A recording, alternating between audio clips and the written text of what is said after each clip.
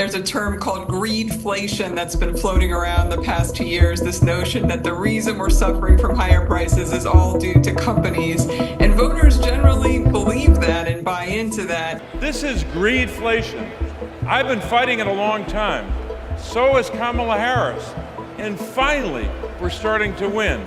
You know, what the data has been telling us all along is that profits are helping drive inflation. A disproportionate share in a way that really hadn't been seen in many decades. The data allegedly showing that corporate profits are driving inflation appeared in a widely circulated study published by Groundwork Collaborative, a nonprofit with the mission of driving policy change with credibility, expertise, and impact. The authors misrepresented and cherry-picked data, and they misunderstood the meaning of a key economic indicator. There's no evidence that greed is causing inflation.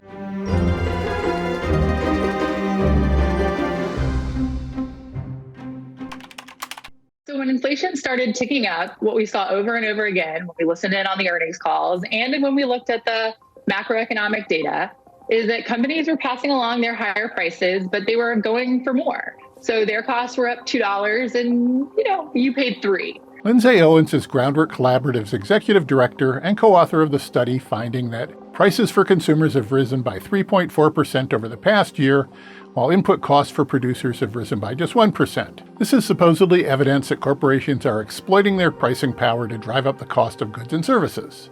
The study, which came out in January of 2024, got significant press attention, and Senator Elizabeth Warren posted about it on X. With this chart, Owens and her co-author Liz Pancotti presented further evidence that companies are spending less and earning more. It shows that in 2023, the Consumer Price Index consistently grew faster than the Producer Price Index. Owens and Pancotti interpret this to mean that for U.S. corporations, the prices they charged outpaced their input costs. The first problem is that Owens and Pancotti cherry-picked a one-year time frame to tell a misleading story. Here's that same data in the form of a line graph. In the period they chose to highlight, the Consumer Price Index was growing faster. But if you pull back, you see that in the prior year, the Producer Price Index grew faster. In 2023, the Consumer Price Index was playing catch-up. Now the two are roughly in sync. Owens and Pancotti misrepresented the data by cherry-picking 1 year, but it doesn't matter either way for the point that they were trying to make. That's because they also misunderstood the meaning of the Producer Price Index. It measures the prices at which producers sell their products to wholesalers. It doesn't measure input costs or what companies spend making their products. It's a price index, not a cost index. It's a different way to measure inflation than the Consumer Price Index, not a driver of inflation. So comparing it to the Consumer Price Index tells us nothing about corporate profit or greedflation. Owens and Pancotti included additional evidence to support their claim about corporate profits driving inflation. They presented evidence that corporate profits drove 53% of inflation during the second and third quarter of 2023. By analogy, that means that if the price of a can of chili went up by $1, the company spent 47 cents of that extra income paying workers, raising cows, tomatoes, beans, and so on, leaving a whopping 53 cents in pure profit, an example of greedflation. Again, Owens and Pancotti cherry-picked a specific time period to get a headline-grabbing result. This chart shows the cost of production, what for a can of chili would be the cows, the beans, the tomatoes, etc., plus wages paid to workers, versus the price that companies are charging. We can see that in the period the authors have highlighted, prices barely budged. So corporate profits may have risen, but it's a large share of a tiny amount. By analogy, even though corporate profits accounted for 53% of the increased cost of a can of chili, the price only went up by something like a penny. That means corporate profits drove up the price of chili by about half a cent, so it didn't have much impact on American wallets. And if you take a longer view, you see time periods in which prices were rising while profits were falling, which the study authors didn't mention. The biggest price climb happened prior to the second quarter of 2022, when profits were going up and down. Owens and Pancotti focused on the second and third quarters of 2023 because they knew it would yield a headline-grabbing number. There's no evidence that consumers were victims of corporate greed, but were workers getting cheated? The study also claims that less and less of what companies earn is going to workers' compensation, as illustrated by this chart, showing a declining labor share of income starting around 2020. Again, this is a cherry-picked time period.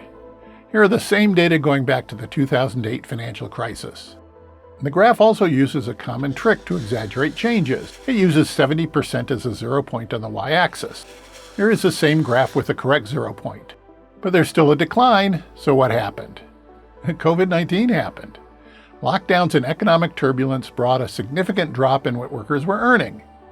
But since the second quarter of 2020, labor's share of earnings has held fairly steady, and it's hovering around the average of what it's been since the 2008 financial crisis. When they can jack up prices on food and laugh all the way to the bank, we have to take action against that.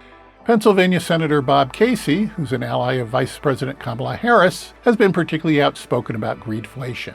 Casey published his own flawed economic research on the topic, claiming in one report that from July 2020 through July 2022, inflation rose by 14%, but corporate profits rose by 75%, 5 times as fast as inflation. He sourced that claim to this chart from the Federal Reserve of St. Louis, which looks dramatic. Casey uses the same non-zero y-axis scale as the Groundwork Collaborative graph. Here's how it should look. Okay, but it still looks like corporate profits shot up after 2020.